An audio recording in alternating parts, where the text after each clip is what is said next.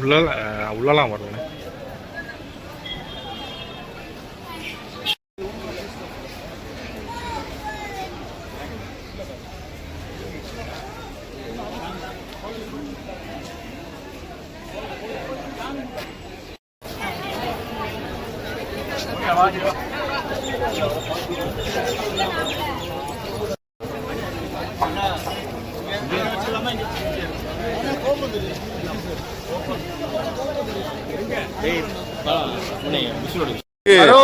திருப்பரங்குன்றம் முருகனுக்கு திருப்பரங்குன்றம் முதல் படை வீடு முருகப்பெருமான் கோயிலுடைய கும்பாபிஷேக விழா வெகு சிறப்பாக நடைபெற்றது. கும்பாபிஷேக விழாவின் பொழுது யாகசாலை பூஜைகள், திருமுறை முற்றோதல், தெய்வத்தமிழ் வழிபாடு ஆகியவை இணைத்து நடைபெற்றது. வேண்டுமென்றே உள்நோக்கத்தோடு நாம் தமிழர் கட்சியினுடைய தூண்டுதலின் பேரில், பாதுகாப்பின் பேரில், நாங்கள் எல்லாருமே தமிழ் வழிபாட்டு நெறியாளர்கள். ஆனால் வேள்விச்சாலைக்குள்ளே அத்துமீறி நுழைந்து சிவாச்சாரியார்களை அவமானப்படுத்தியது, குறிப்பாக ராஜா பட்டர், பிச்சை குருக்கள் போன்ற அவங்கெல்லாம் தமிழ் சமூகத்தினுடைய குருமார்கள், சிவாச்சாரியார்கள். அவர்களை ஒருமையிலே அழைத்து அவமானப்படுத்தி ஒரு தள்ளுமுள்ளுவை ஏற்படுத்தி இருக்கிறார்கள். சிவாச்சாரியார்களை அவமதிப்பது ஒட்டுமொத்த தமிழ் சமூகத்தை அவமதிப்பதாகும். தமிழீழ விடுதலை போராட்டத்தினுடைய தளபதி பிரபாகரன் எதற்காக ஆயுதம் ஏந்தினார்? அவர் வல்வெட்டித்துறை சிவாலயம், அந்த சிவாலயத்தினுடைய தர்மகர்த்தாவின் மகன்தான் பிரபாகரன். வேலுப்பிள்ளை ஒரு கோயிலுடைய தர்மகர்த்தா. அந்த கோயிலுடைய சிவாச்சாரியார் ஒருவர் சிங்கள வெறியர்களால் உயிரோடு எரிக்கப்பட்டார். அர்ச்சகர், சிவாச்சாரியார் அர்ச்சகர் உயிரோடு எரிக்கப்பட்டார். அதை பார்த்த பிறகுதான் பிரபாகரன் ஆயுதமே ஏந்தினார். இந்து சமயம் காக்க, ஆலயம் காக்க, அர்ச்சகர்களை காக்கத்தான் பிரபாகரன் தனித்தமிழீழம் என்று சொல்லி ஆயுதம் ஏந்தினார்கள். ஆனால் நாம் தமிழர் என்கின்ற இந்த அமைப்பு வேண்டுமென்றே உள்நோக்கத்தோடு சிவாச்சாரியார்களை அவமதிப்பதற்கு துணை போயிருக்கிறது. எந்த காலத்திலும் தமிழ் சமூகம் இவர்களை மன்னிக்காது. இந்த கும்பாபிஷேக விழாவிலே வந்து குழப்பத்தை ஏற்படுத்தி சிவாச்சாரியார்களை தாக்க முயற்சி செய்து அவமதித்த அந்த நபர்கள் மீது கடும் நடவடிக்கை எடுக்க வேண்டும் என்கிற கோரிக்கையை வலியுறுத்துகின்றேன். தமிழ் வழிபாடு, தமிழ் சமூகத்தினுடைய வாழ்வியல் நெறி சைவம் சார்ந்தது. சைவ நெறியினுடைய வழிகாட்டியல் சிவாச்சாரியார்கள். ஆகமங்களுக்கு மொழி கிடையாது, வேள்விக்கு மொழி ஜாதி கிடையாது. ஆனால் வேண்டுமென்றே வேள்வியிலே வந்து குழப்பத்தை ஏற்படுத்துவது மிகவும் தவறான முன்னுதாரணம். இதை நாங்கள் வன்மையாக கண்டிக்கின்றோம். அடுத்தபடியாக நம்முடைய மதுரையிலே கோயில் காவலாளி அஜித்குமார் அடித்துக் கொல்லப்பட்ட விவகாரத்திலே புகார் கொடுத்த நிகிதா மீது இப்போ சிபிஐ விசாரணையெல்லாம் சொல்லியிருக்காங்க. ஆனாலும் நிகிதா மீது பல்வேறு விதமான புகார்கள் இருந்த பொழுதிலும் இதுவரை நிகிதா மீது நடவடிக்கை எடுக்கவில்லை. இந்த சம்பவத்தினுடைய மூல காரணம் என்ன? அந்த அம்மா நகையை காணோன்னு புகார் கொடுத்துருக்காங்க. அந்த புகார் கொடுத்த நிகிதா மீது இதுவரை எந்த நடவடிக்கையும் எடுத்ததாக தெரியவில்லை. விரைவில் இந்து மக்கள் கட்சியின் சார்பிலே நிகிதா மீது நடவடிக்கை எடுக்க கோரி மிகப்பெரிய கோரிக்கை ஆர்ப்பாட்டம் நடைபெறும் என்பதை தெரிவித்துக் கொள்கிறேன். நாளை துவங்கி 20ஆம் தேதி திருத்தணிகை மலையிலே துவங்கி வெல்லும் தமிழகம் இந்து மக்கள் கட்சியின் சார்பிலே இந்துக்களுடைய கோரிக்கைகளை ஏற்றுக்கொள்பவர்களுக்கே வாக்களிக்க வேண்டும். 100% முஸ்லீம்கள் வாக்களிக்கிறார்கள். 100% வாக்களிக்கிறார்கள் முஸ்லீம்கள். 100% கிறிஸ்தவர்கள் வாக்களிக்கிறார்கள். ஆனால் இந்துக்கள் 100% வாக்களிப்பதில்லை. இதனால் அரசியல்வாதிகள், அரசியல் கட்சிகள் இந்துக்களை கிள்ளுக்கீரைகளாக நினைக்கின்றார்கள். இந்துக்களுடைய கோரிக்கைகளை செவிமடுப்பார் யாரும் இல்லை. இந்துன்னு சொல்லிட்டாலே மதவாதம். அதுவும் இந்த மதுரையில முற்போக்கு எழுத்தாளர் சங்கம், இந்த அனைத்து சமுதாய நல்லிணக்க கூட்டமைப்பு, இவர்களெல்லாம் வேண்டுமென்றே உள்நோக்கத்தோடு திருப்பரங்குன்றம் இந்த மலையவே சிக்கந்தர் மலை என்று குறிப்பிட்டு முழுக்க முழுக்க முஸ்லிம் மத அடிப்படைவாதிகளுக்கும் கிறிஸ்தவ மத அடிப்படைவாதிகளுக்கும் ஆதரவாக செயல்படுகிறார்கள். இந்துக்களுடைய நியாயமான கோரிக்கையை கூட ஏற்றுக்கொள்வதற்கு செவிமடுப்பதற்கு அரசியல் கட்சிகள் தயாராக இல்லை. எனவே இந்துக்களை ஒரு வாக்கு வங்கியாக அணிதிரட்டுவதற்காக ஹிந்து வேறு தமிழ் வேறு அல்ல, வெல்லும் தமிழகம், வளமான தமிழகம், வலிமையான பாரதம் என்கிற அடிப்படையிலே இந்து மக்கள் கட்சி தன்னுடைய பிரச்சார பயணத்தை நாளை திருத்தணி மலையிலே இருந்து துவங்க இருக்கிறோம் என்பதை தெரிவித்துக் கொள்கிறோம். இங்கே நாம் தமிழர் கட்சி ஒரு மாநாடு நடத்துவதற்கு திட்டமிட்டு இருக்கிறார்கள். அவங்க இப்ப ஆடு மாடுகளுக்கு மாநாடு நடத்தினாங்க, நாங்க வரவேற்றோம். ஏன்னா ஆடு மாடுகளை பாதுகாக்க வேண்டும் என்பதுதான் இந்து மதம். இந்து சமயம் சனாதன தர்மம் எல்லாம் என்ன சொல்லுது? மாடுகளை பாதுகாக்கணும். நீண்ட கால கோரிக்கை, எங்க கோரிக்கை பசுவதை தடை சட்டம் தமிழகத்துல வரணும். இந்த மாடுகளை காப்பது என்பது தமிழருடைய பண்பாடு. பசுவதை தடை சட்டம் தமிழ்நாட்டில் கொண்டு வரணும். ஆனால் மாடுகளுக்கு மாநாடு போட்டு பசுவதை தடை சட்டம் பற்றி பேசாமல் மாட்டுக்கறி உண்ண வேண்டும், மேய்ச்சல் நிலங்கள் தேவை என்று மாடுகள் கேட்பது போல. உண்மையிலேயே மாடுகளுக்கு மேய்ச்சல் நிலம் இல்லை. அந்த மேய்ச்சல் நிலங்கள் எல்லாம் இன்றைக்கு வீட்டுமனை பிரிவுகளாக மாற்றப்பட்டு இருக்கிறது. எனவே மேய்ச்சல் நிலங்கள் மீட்க வேண்டும். இந்த செபஸ்டியன் சீமான் சிறு சிறு குழப்பத்தை ஏற்படுத்துகிறார். ஆனா மாட்டுக்கறி தின்பதை ஆதரிக்கிறார்.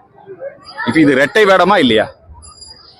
அந்த சீமான் இங்க இப்ப ஒரு மாநாடு போடுறாரு. அவர் என்ன மாநாடு போடுறாருன்னா, சிறையில முஸ்லீம்கள் இருக்கிறாங்க, முஸ்லீம் கைதிகளுக்கு விடுதலை. என்னங்க அநியாயமா இருக்குது. பன்னா இஸ்மாயில், இன்னைக்கு ஆடிட்டர் ரமேஷ் நினைவு தினம். இன்னைக்கு ஒரு புழு பூச்சிக்கு கூட தீங்கு நினைக்காத ஆடிட்டர் ரமேஷ், இந்து சமுதாயத்திற்காக உழைத்த ஆடிட்டர் ரமேஷ் வெட்டி கொல்லப்பட்டார். இதே மதுரையிலே மாவீரன் காளிதாஸ், எங்கள் தலைவர், இந்து முன்னணியுடைய தலைவர் ராஜகோபால்ஜி, இத்தனை பேர் படுகொலை செய்யப்பட்டார்கள். இவர்களை எல்லாம் கொலை செய்து சிறையிலே இருக்கக்கூடியவர்களை நேரிலே போய் சீமான் சந்திக்கிறார். சீமானுக்கும் நீ நாம் தமிழருங்கிற, ஆனா நாம் தமிழர்னு சொல்லிட்டு முஸ்லீம் பயங்கரவாதிகளை கோவையிலே பாட்சாவை போய் அப்பான்னு கூப்பிடுற, குண்டு வைத்து மக்களை கொன்றவர்களை அப்பா என்று அழைக்கிறீர்கள்.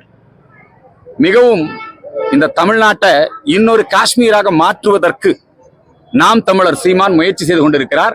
அந்த அடிப்படையில தான் இஸ்லாமிய பயங்கரவாதிகளும் கிறிஸ்தவ மோசடி மதமாற்ற சக்திகளும் இன்றைக்கு சீமானுக்கு பின்னாடி இருந்து தமிழை முன்னாடி நிறுத்தி, தமிழுக்கு இவனுக்கு என்ன சம்பந்தம்?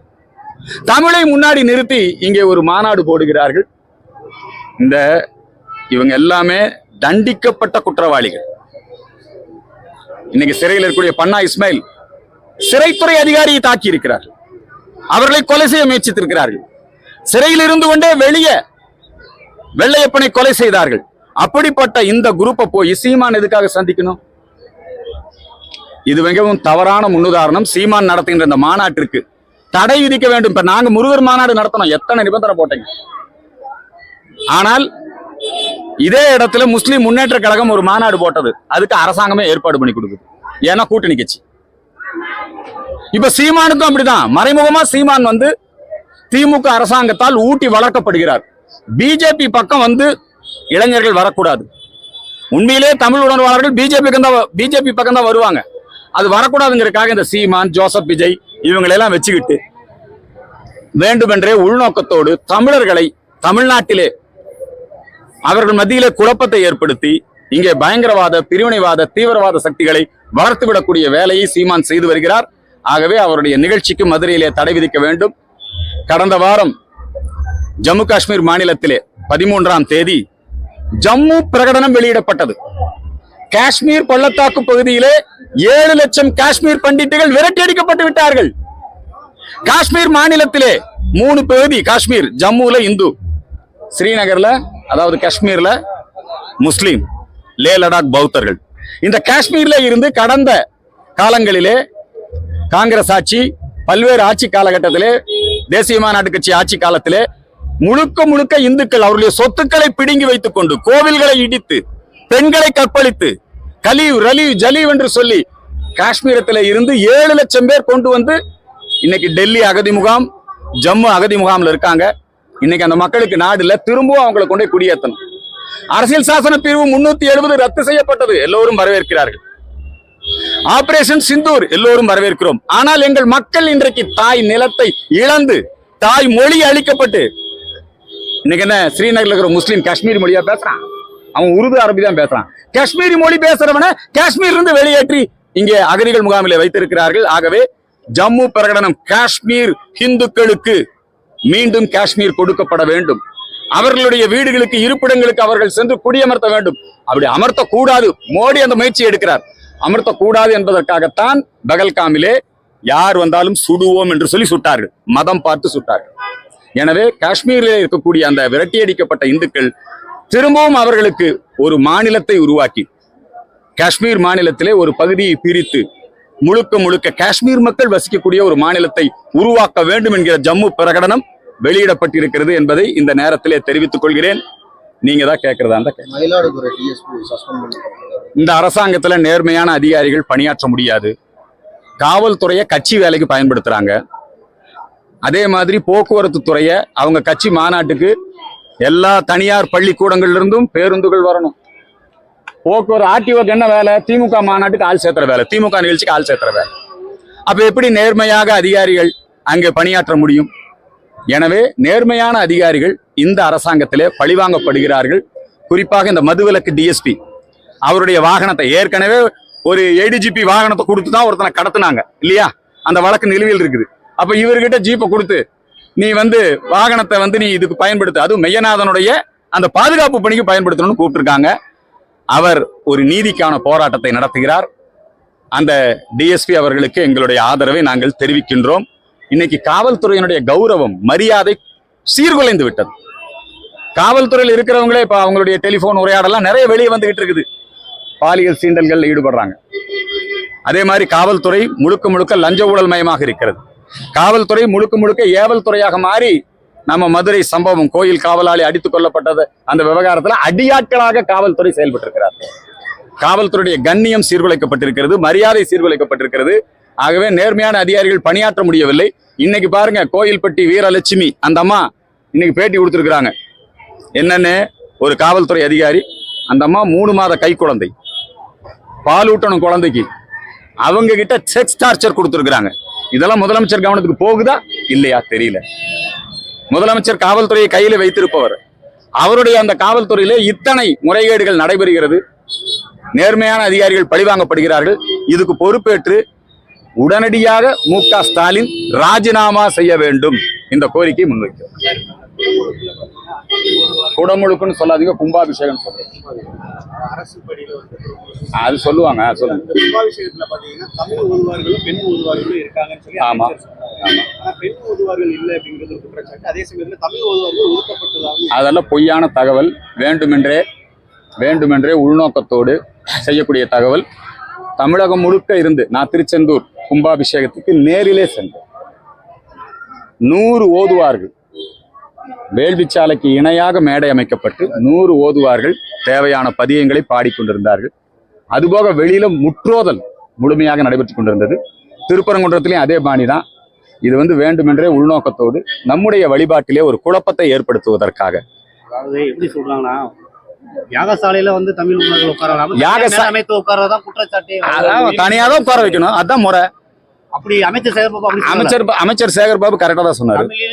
நடத்தப்படும் சார், நல்லா தெரிஞ்சுக்கங்க, குடமுழுக்குங்கிற வார்த்தை இருக்கு இல்லையா, அது ரொம்ப தப்புங்க. கும்பாபிஷேகம் தான் சரி. அது இடையில அந்த கிரிப்டோ கிறிஸ்தவர்கள் அதுல ஊடுருவி இருக்கிறாங்க. முழுக்குன்னா என்ன அர்த்தம்? முழுக்கு போடுறதா? கும்பாபிஷேகம் தான் சரி.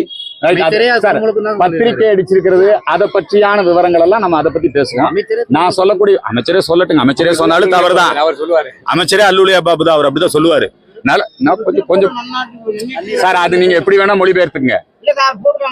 நல்ல பத்திரிகையில போட்டிருக்கிறாங்க. அப்படியே கும்பாபிஷேக பத்திரிகை யாரு? கும்பாபிஷேக பத்திரிகையை சிவாச்சாரியார் தான் தயார் பண்ணுவார். அவங்க எப்படி எழுதி கொடுக்குறாங்களோ அப்படிதான் போடணும். புரியுதுங்களா? பொதுவாக கும்பாபிஷேகம் எல்லாம் கிரியையில வருது. கும்பாபிஷேகம், கிரகப்பிரவேசம், திருமணங்கள் நடத்துதல், இதெல்லாம் கிரியைகள்னு சொல்லுவாங்க. நம்முடைய தேவாரம், திருவாசகம் இதெல்லாம் சாஸ்திர நெறி அல்ல, இது தோத்திரம், பக்தி நெறியில வரக்கூடியது. சாஸ்திரங்கள் அப்படிங்கிறது அது வழிபாட்டு நெறியில வரக்கூடியது. சாஸ்திரம் வேற, தோத்திரம் வேற. இந்த சாஸ்திரம் தோத்திரம் இந்த இரண்டுக்குமே சம அந்தஸ்து கொடுக்கப்பட்டிருக்கிறது, கொடுக்கப்பட்டு வருகிறது. அதுல எந்த பிரச்சனையும் இல்லை. வேண்டுமென்றே திராவிடர் கழகம், கிறிஸ்தவர்கள் இதிலே ஊடுருவி எங்களுடைய வழிபாட்டு முறையிலே குழப்பத்தை ஏற்படுத்த முயற்சிக்கிறார்கள். ஆகவே இதுல நான் தமிழ்ல தான் பல்லு விளக்குவேன்னு சொன்னா அது என்ன அர்த்தம்? அது கிரியை. பல்லு விளக்குறதுங்கிறது என்ன? கிரியை. அன்றாட வாக்கிங் போறதுங்கிறது கிரியை. புரியுதுங்களா? வீடு கட்டுறதுங்கிறது கிரியை. அதை தமிழ்ல பண்ணா அதுக்கு என்ன மொழி? பீஜாட்சர மந்திரங்களுக்கு ஒலிதான் முக்கியம். பீஜாட்சர மந்திரம் இருக்கு இல்லையா, ஓம் அப்படின்னா அது என்ன, தமிழா, ஹிந்தியா, கன்னடமா, தெலுங்கா? ஓம்ங்கிறது மந்திரம். சரி சார், இப்ப சிவாச்சாரியர் சொல்லக்கூடிய சங்கீத சமஸ்கிருதமா தமிழா? சிவாச்சாரியர்கள் சொல்லக்கூடிய தூய தமிழ். நன்றி. குடமுழுக்கு வந்து சொல்லக்கூடாது, இது என்னுடைய கருத்து. கும்பாபிஷேகம் அப்படித்தான் ராஜராஜ சோழன் காலத்திலிருந்து, அதுக்கு முன்னாடி சங்க காலத்திலிருந்தே கும்பாபிஷேகம் தான். அது வந்து இப்ப நாங்க வந்து புதியா கோயில் கட்டுறோம், நாங்க தமிழ்ல பண்றோம். யார் வர? மத்திய அரசு ஒன்றிய அரசு சொன்ன மாதிரி மத்திய அரசு ஒன்றிய அரசுங்கிறாங்க, அதே மாதிரி மாறிட்டாங்க.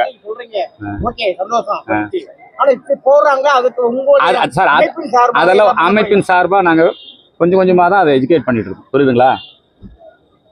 அவங்க வந்து ஆட்சி அதிகாரத்தை கையில வச்சுக்கிட்டு வேணும்னா இந்த இந்துக்கள் மத்தியில தான் இந்த குழப்பெல்லாம் நடக்கும். மசூதியில போய் அங்க ஒரு மசூதி புதுசா கட்டுறாங்க, அங்க போய் அவங்க வந்து இதை வந்து நீங்க தமிழ்ல சொல்லு, நாங்க சொல்லுங்க பார்க்கலாம். ஒரு டிரான்ஸ்லேட் பண்ண சொல்லுங்க. மசூதியில போய் வாங்கு சொல்லாத, தொழுகைக்கான அழைப்புன்னு சொல்லு, நாங்க சொல்லுங்க பார்க்கலாம். சார், இதெல்லாம் சமய சடங்குகள். சமய சடங்குகளுக்கு மொழி பேதம் கிடையாது. சமய சடங்குகளுக்கு மொழி பேதம் கிடையாது. இப்ப சர்ச்சில் திருப்பலிங்கிறான், என்னது? அதுக்கு அவங்களுக்கு என்ன சம்பந்தம்? ஆகவே இது வந்து ஒரு பெரிய விஷயம். இது பத்தி நான் நிறைய பேசிக்கிட்டு இருக்கேன், எழுதிக்கிட்டு இருக்கேன், தொடர்ந்து பேசுவோம். ஆனால் தமிழ் வேறு, கும்பாபிஷேகம் வேறு, தமிழ் வேறு, சமயம் வேறு என்று பிரிப்பதற்கு ஒருபோதும் அனுமதிக்க மாட்டோம்.